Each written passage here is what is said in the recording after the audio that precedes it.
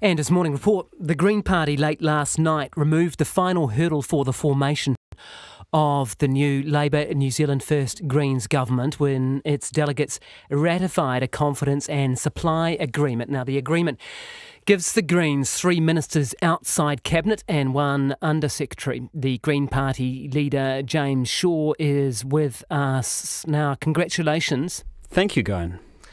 Are you in the government? Yes, we are. By definition, having ministers means that we are a part of this government. Does Winston Peters agree with that? Because his comment last night was, we're in coalition with the Labour Party. They, that's you, are outside government in support of that. There's a spectrum with full coalition at one end and sitting on the crossbenches at the other, and we're sort of about halfway along that. I would have to say probably closer to the coalition end than the crossbenches end. Peters goes on to say, we always wanted to be in coalition government with one party, not more. So it doesn't appear that the 3 parties agree who's actually in the government. Well, we are in a confidence and supply arrangement with the Labour Party to make sure that they can pass their budgets. One of the advantages of confidence and supply is that it does give us the ability to be a bit more independent. And if you look at the history of MMP in New Zealand, it is kind of littered with small parties that have gone into government and haven't made it out the other side in one piece. And so that was weighing very heavily upon us. And so this does give us the ability to retain a bit of our distinctiveness. Yes, although you will be bound by collective responsibility in respect of the portfolios you hold. Yeah, that's right. I mean, you wouldn't expect us to speak out against the government in the areas that we are actually working on. No. And of course, there will be a number of areas where we have to build quite a lot of mutual support. And of course, we would be supporting those initiatives that we were a part of developing. So what can you tell us about the nature of the roles that your team will pick up on ministerial posts? I know that I'm not going to get exact portfolios, but can you give us some of the areas and some broad brushes about what you'll be doing? Yeah, well, look, it's not going to come as a massive surprise. The 3 things that we campaigned on in the course of the election campaign were to make New Zealand a world leader in the fight against global climate change, to restore and replenish our forests and our birds and our rivers, and to end poverty. And so we have a suite of portfolios that allow us to make real progress on those goals. Right, so there'll be, without mentioning the specific portfolios, the ministerial responsibility will be in those areas of climate change and poverty eradication.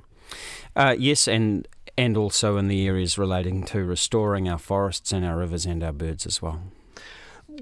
What are you feeling about the prospects of working with Winston Peters? I'm looking forward to the experience. I had to sort of lean pretty heavily on my colleagues in the Labour Party who worked with him during the 2005 to 2008 Parliament when he was Minister of Foreign Affairs and under Helen Clark. And their experience of him as a minister is that he was constructive, that he worked hard, he was very professional, and he had the full support of his department. And so, I'm taking their word for it that when in government, he does a good job. He's never made it through a term, though, has he, as a minister? No, but I think... So this is his 4th time.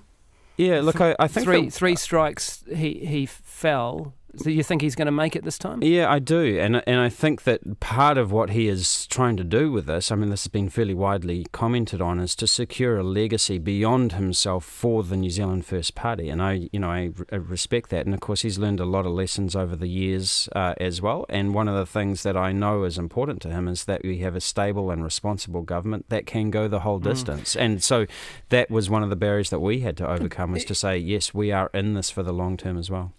In a speech and in an attack which I think was sanctioned by you, correct me if I'm wrong, your co-leader at the time, Tere Ture, said, quote, that I think he has had a very racist approach to immigration.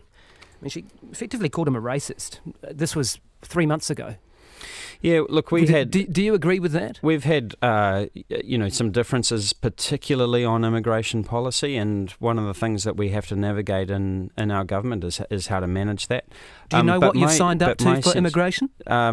So what the Labour Party have done, and I think have done an admirable job over the course of the last couple of weeks of the negotiations, is to make sure that there is nothing in the New Zealand First Agreement that is inconsistent with anything that is in ours, and vice versa. And so they've managed to do that. So do you know what the immigration policy? satisfaction. Do you know what the immigration policy is? No, I don't. So it's an interesting situation, isn't it? Because you've signed up and you guys have all ratified this agreement, but you don't actually know what the policy is on something that your former co-leader was very concerned about and said it was a racist approach. You don't even know what it is. I do know that the Labour Party have managed to come to a solution on that that is not inconsistent with Green Party policy and the stance that we've taken. So it sounds like there's been a bit of give and take. Actually, if you look at the history of MMP, those agreements are always negotiated in parallel, and there have never actually been in the whole history of MMP kind of 3 or 4 party talks, and so those agreements become public once the agreements are signed. What are you looking forward to most about becoming a minister? It's a big moment for the Green Party.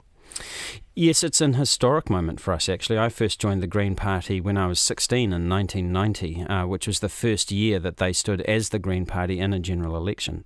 And it has been a very long journey, 27 years, to get to this point where we have ministers and are able to work on those areas that are important to us. So I'm delighted to be leading the Green Party into government for the first time, and really excited to start working on those things that we've campaigned on.